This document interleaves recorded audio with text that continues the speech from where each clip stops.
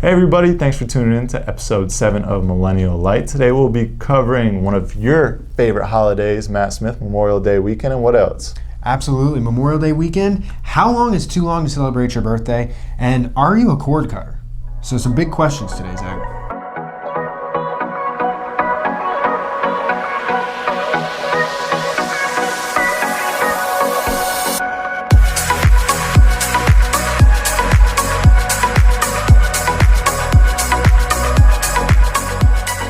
Hey, welcome back, listeners, to Millennial Lite. We've got the Memorial Day edition. You see, we support our country and support our troops. I'm Matt Smith, here with my partner, Zack Morrison. What you got to say, Zack? I'm so glad Memorial Day weekend is on the horizon. Me as well. It's one of my favorite holidays. Red, white, and blue on the clothes, red, white, and blue on the beer cans. And you know what? It looks like we're here in Florida. It looks like we've got a great, maybe hot weekend, but we've got a great weather weekend coming forward to celebrate. What are you doing for that long weekend? I'm going to take it easy. You know, I appreciate all the servicemen and women out there who support our country and who have made sacrifices for us. Absolutely. It's important to remember that. I think that definitely gets lost on the holiday this time, but it's definitely important to remember that we support our troops and, you know, thank everybody that's given the ultimate sacrifice. It's so important. And one of my favorite things about the American holidays, it's pretty traditional to barbecue. Oh, yeah. And drink beer. I mean, what else would you do for an American holiday? Well, that's what I will be doing this Sunday. So I'll be poolside, lighting up the grill. And what is your signature grill dish? Or do you have one?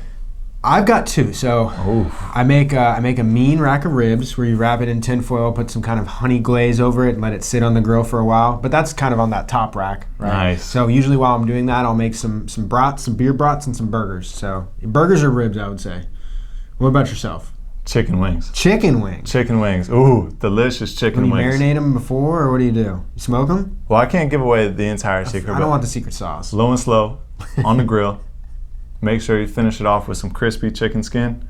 And then toss it in the sauce. I've got to have some of those. Those sound good. So you don't bread them. You do them naked? Yeah, naked wings. Okay, I like it. It's delicious, man. So I'll be doing that.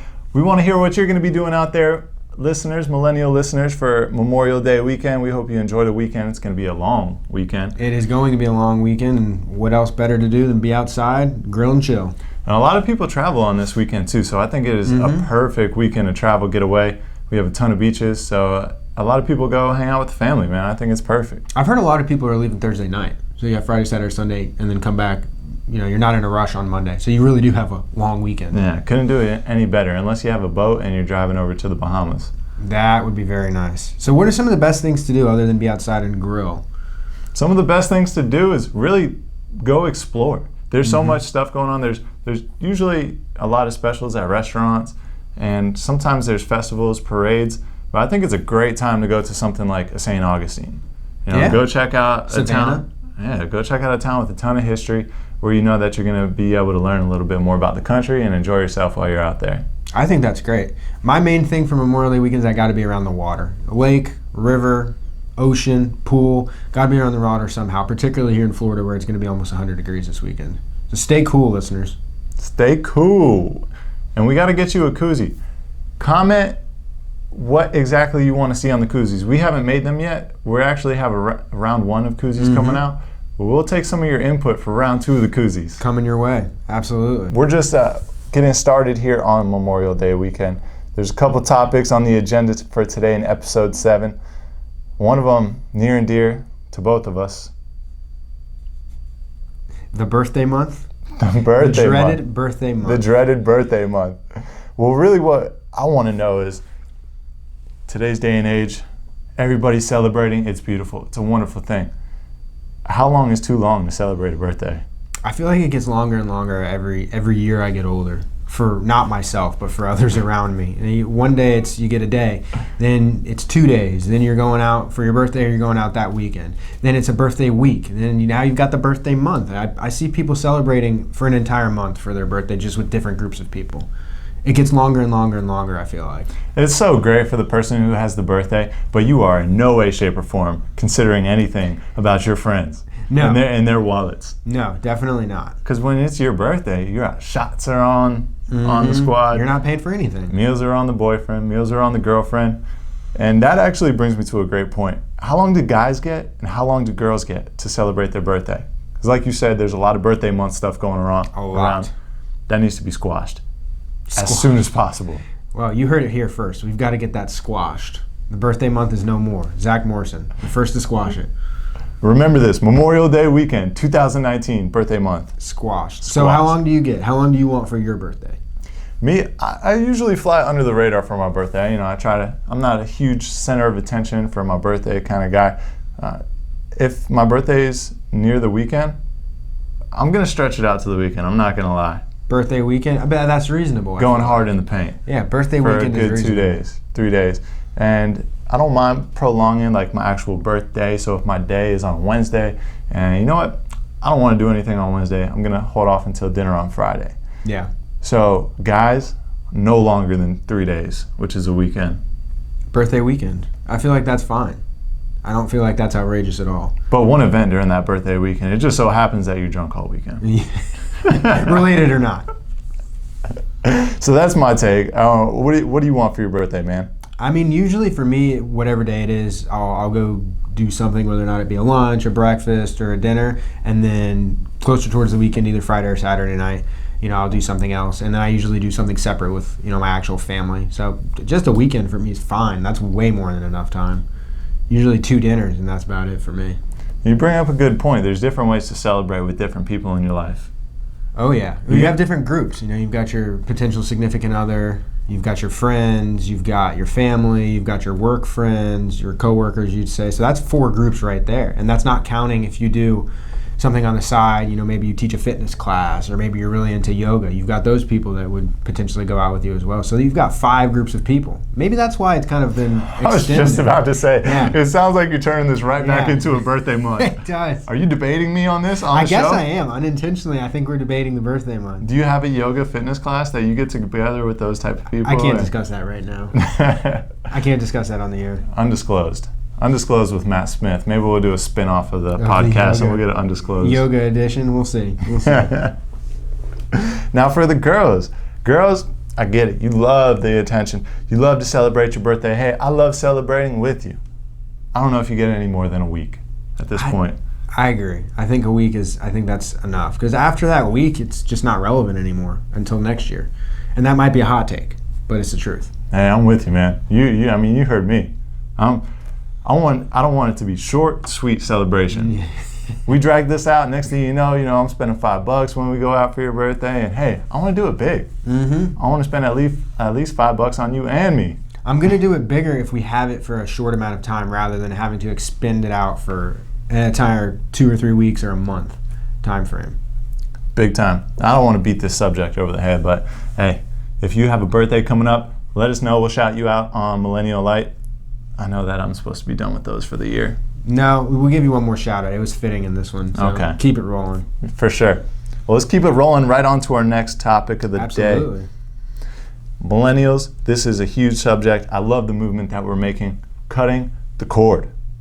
Yeah, you just went through this a little bit not too long ago, didn't you? Oh, the debate. I'm still going through it. I'm still going through it right now. So my cable company, to be unnamed right now, gave me a great 2-year special of cable and internet at a phenomenal price of around $120.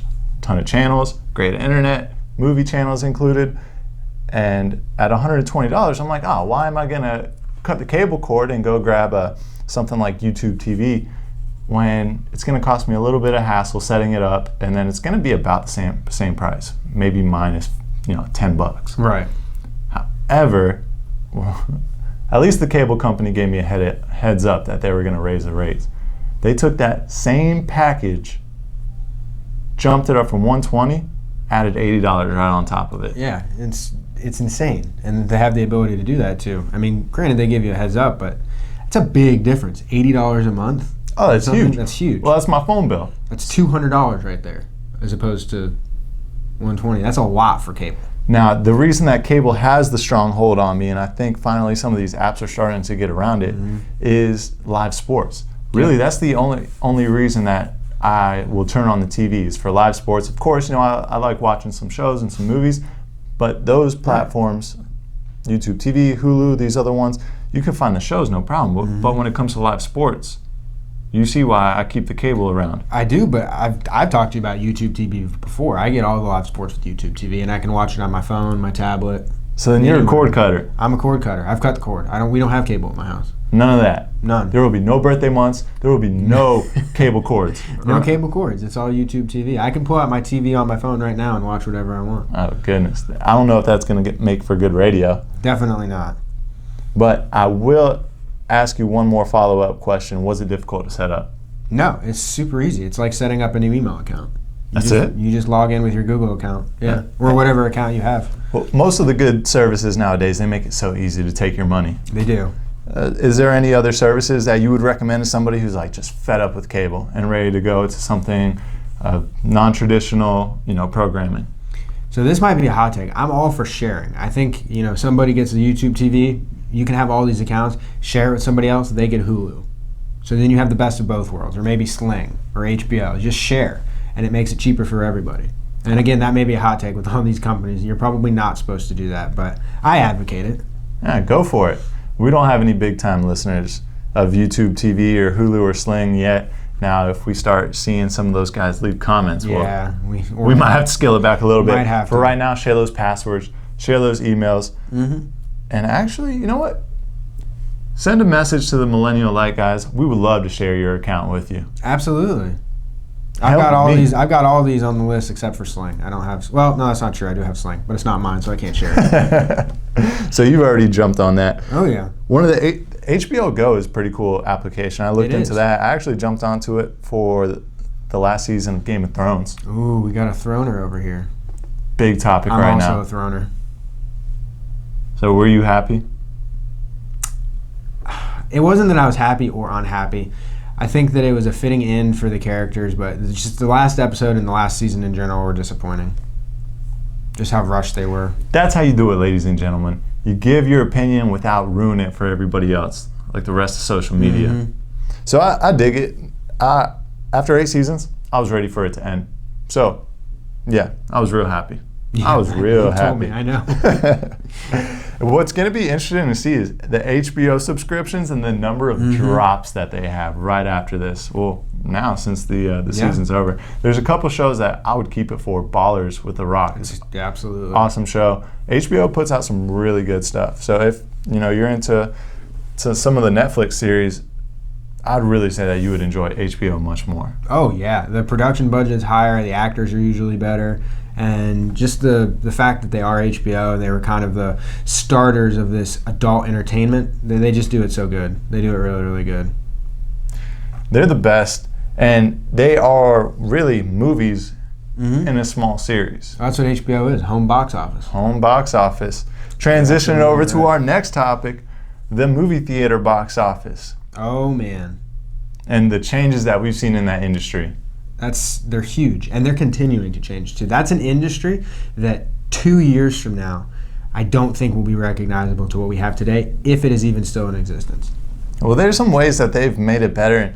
I was, for one, I'm not really much of a moviegoer, even though I have been over these past couple months. I've seen a couple movies. I went and saw John Wick 3. I haven't seen that. I heard it shatter the box office, and they're making a John Wick 4 now. It's amazing. It's amazing. I saw Avengers. I saw the Endgame in theaters. I enjoyed it. Yeah, I went and saw both of those movies, and when I went, I had to pick out my tickets before. You pick your seat. Pick my seats before.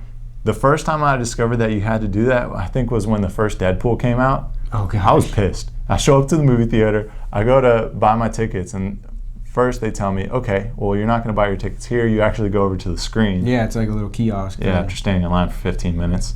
and then I picked my seats right then and there. So 10 minutes before the movie starts, there's only seats right in front of the movie theater or right in front of the movie screen. But hey, I get into the movie theater, and they're drop-down luxury seats, full reclining. Yeah. That's how most of them are now, I guess. That's the way to go, unless you go to Fashion Square Mall here in Orlando. Oh, man. That's another thing 2 years from now I don't think will be the same. I don't think Fashion Square will be the same either. Or in existence. The experience over there at the movie theater now, it's great. It is. I roll in, I can buy a beer, I can buy some candy, some popcorn. Of course, the prices are still ridiculous. But I give her over to these seats, and what they've done is they've taken out Now, this isn't breaking news to anybody except maybe me. They've taken all these rows of seats and put in these huge luxury recliners. So it's awesome, man. I don't mind going to the movies anymore now that I know to pick my seat ahead. Well, what do you think? What do you think about the way they're kind of transitioning to a monthly model where you pay, X price per month and you get to see unlimited movies? I know AMC is doing that. Movie Pass was the kind of pioneer for that. I don't believe they're still in existence. But AMC Stubs, that's another program like that. I think Regal has one as well, where you pay $16 to $20 a month, and you get access to any theater, any movie, as many movies as you want per month. Hey man, that's pretty cool for somebody who loves going to the movies, but they're not getting me. They're not getting you? No, are they getting you? No. I mean, I don't really go to the movies. I'm a huge advocate. Yes, the luxury seating's awesome. Yes, the beer's great. I also have luxury seating and beer at my house where I can watch it in my underwear. So I'm a huge, huge proponent of watching movies at home where I don't have to pay $45 for nachos and a hot dog. I was just about to say, it's like any of the theme parks. They get you in with the annual pass, and next thing you know, you're spending $100 while you're there. Well, that's actually a fun fact. In the last 2 years, none of the big movie theaters have actually made a profit from movies themselves. They've made a profit from the concessions, which is why they still have the concessions there, and why you see them now transitioning into alcohol, because that's a huge moneymaker for them. Oh, I love it. Can grab a beer. Now, this experience can absolutely get better. I have a few suggestions for you, movie theater companies. We have AMC. Who are the other ones? Cobb Theaters. I think Regal's one. So it's great. Regal, you put a bar out there in the lobby near the concessions, and I can grab a beer before I go into my movie. Now, about halfway through the movie, that cold beer is now gone. And I'm not stepping out of the theater to go get another one. So if you want more of my money, put a bar in the back of the theater. Absolutely. Or just a keg. Just put a keg back there. Pay a flat rate, and you get all you can drink during the movie. Even better. That's the way you level up. That's the way you next up your competition. Also, put a bathroom in the back of the theater so I don't have to get up and go all the way out of the theater in the middle of the movie if I have to use the restroom. Now I can you go to the back of the theater, use the restroom, and come on back out. You could even have the speakers still playing in there so I can hear the audio for my movie. Oh, that's perfect. What if they put a little mini screen in that? Yeah. It's amazing. I mean, yeah, you'd have to have a bathroom in every theater, and that would probably get expensive. But talking about leveling up, that's how you do it. I don't know if it would be too expensive. I mean, they're already losing money anyways. They want to enhance the experience. These are the way you make the changes today. Absolutely. I'm all about that, honestly. That would change my perspective of doing it at home, where, again, I do also have a bathroom readily available, and I can pause the movie. So, I don't know. I think I'm still back on that side. Well, they've dumped money into movie theaters to have the 4D experience, and there's actually over there at the Artagon Theater near Millennial Mall, they have XD. I have no idea what that is. I heard it is it where it rumbles your seat and it puts you fully into the movie. Oh, it's immersive where it vibrates and everything? I'm pretty sure. That's cool. If they have enough money to put into that, they absolutely have enough money to build a bar and a couple bathrooms at the back of the theater. You put it like that, that's true. That is very true. We pretty much want this movie theater experience to be a whole lot more convenient. Even more so than it already is. Convenience rules everything. I mean, we just talked about it with cord cutting, how we want to have a convenient application. Now, you can even watch the programs on your phone and switch it right up to your TV, which is super cool. That's the way everything's moving to. And these smart devices such as Alexa, Facebook has a portal. These are all devices that are taking over everybody's house. Do you have one in your home? We have a Google one in our kitchen, yeah. We have a Google one in the kitchen, which is pretty nice. You're cooking, you just want to say, hey, Google, play whatever song, and it'll start playing it. Hey, Google, turn it down. Hey, Google, what's the weather? And it just talks to you. So it is super convenient. Granted, I think you're giving up a little bit more privacy, but it is super convenient. 100%. That's absolutely what you're giving up. I actually kept those devices out of my house for a strong 2 years. Good friend of mine got me the Facebook portal for Christmas. Was not having it. You just keep it in the box? I tried to give it back to him. I mean, that wasn't the nicest thing to do. I actually tried to trade him for something he had with his own gift that he gave me. You're a savage. That's hysterical. I mean, I was going for the negotiating. Yeah. It was fun. It was a fun experience. It was kind of a joke. Not really. But anyways, I was at my dad's house one day, and they were just playing a bunch of music, and he liked some country music. Country was playing, and then he wanted to put on Elvis because he loves listening to Elvis. With the snap of a finger, Elvis is playing. Well, just like you said, hey Alexa, play some Elvis Presley. Right. So once I saw that, I'm like, man, that was pretty cool. And the sound quality is actually pretty good. It is. Well, another great utility function of it, I was cooking potatoes a week or so ago, and I couldn't remember how long to put that particular size and kind of potato for what I was doing in the oven. So I just said, hey Google, how long do I cook sweet potato in oven for? And it tells you the time and the degree in the oven, which was super helpful. I didn't even have to take my phone out of my pocket. That's big. So for that reason, and the reason of having music at your disposal, I gave in and I set it up in my house. Mm-hmm. Now the cool thing about the Facebook portal is you can actually video call people also. That is cool. So when it's off, there's a cover that you can put over the camera, and of course you can turn the device off so that it's no longer listening all the time. Quote unquote. Quote unquote listening. So, and my friends have some great points. When you have these devices in your home and you're worried about them like I was, there's a device in my pocket or next to my bed 24/7 called my cell phone that is absolutely always listening.